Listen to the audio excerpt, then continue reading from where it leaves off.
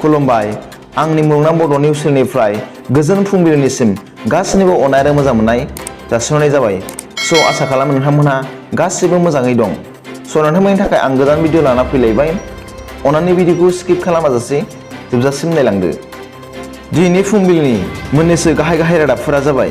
सेथियाव दं बाक्सा जिल्ला सालबारि रौमारिनि बिथुफन दास मुंनि सासे सुबुङा आलफा वानआव हाबनो होनना ससियेल मिडिया फेसबुकनि गेजेरजों कमेन्ट लिरनायाव सालबारि पुलिसजों हमजादों। मख'जाथावदि आथिखालाव ससियेल मिडियायाव जानला मोनला बाथ्रा फोसावनाया एसे गिथावना जाबाय। बेखायनो जों बर' माहारियाबो जाहाथे ससियेल मिडियायाव जानला मोनला खोथा दाबुं एसे सांग्रां जाना बाहाय आंनि आंगो लोगो नोंथांमोन।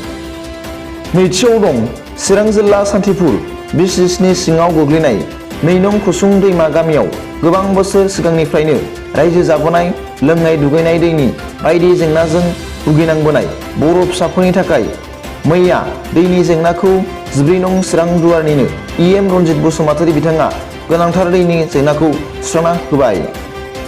थामथियाव दं लैथोआव मुलुगनि गिख्रंथावसिन गिलु बालु हाथियार निउक्लियार ड्रन बम हगारनानै सुनामि सोमजिहोना लैथोआव गोदोहोना ब्रिटेन हादरखौ इउक्रेन बादिनो सिलिंखार खालामनो हुमखि होदों रासियाया।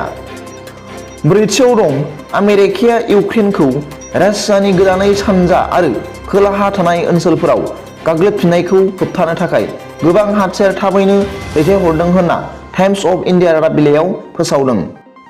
रादाबाव फोरमायनाय बादिब्ला मैया इउक्रेनआ रासियानि थाव दिपुआव आरो हाथियारसालियाव मिसाइल गावहरदों होनना खौराङाव फोरमायदों। खौराङाव फोरमायबावदों दि इउक्रेननि आर्मिफोरा अडिशा होननाय लैथो सेराव रासियानि गंनै जाहाजखौ फोजोबस्रांनो हादों होनना फोरमायदों।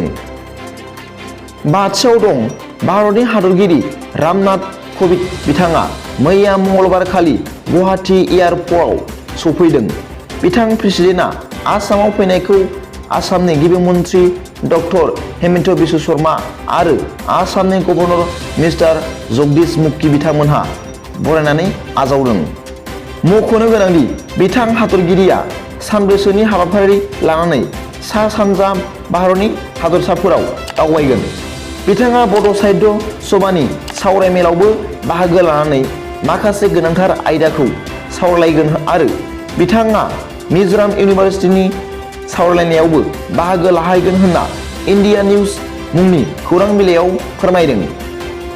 दथियाव दं गुजरातनि हादरगिरि MLA जिग्नेश मेवानी बिथाङा मैया मंगलबार खालि गावनि आंगो रायजो गुजरातआव सौफैफिनबाय। बिथाङा 2 सप्ताफ्राम आसाम पुलिसजों खाजाखांनायनि उनाव गावनि रायजोआव सौफैफिनबाय होननानै बिजनेस स्टेन्डार्ड रादाबाव फोरमायदों।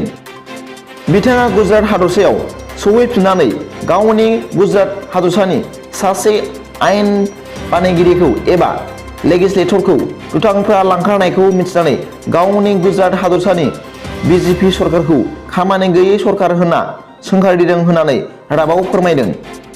मख'जाथावदि आसामाव खाजानाय समावबो बिथाङा आसामनि सरकारखौ थांखिनानै बुंदोंमोन दि आसामनि सरकारा गुबुन गुजरात हादरसानि सोरबा MLA खौ टार्गेट खालामनायनि सोलायै गावनि हादरसायाव थानाय गोरिब जेंनाखौ सुस्रांथों आरो मोब्लिबखौ रेगुलार मोननाय बादि बेबस्था खालामथों होनना बिथाङा बुंबावो।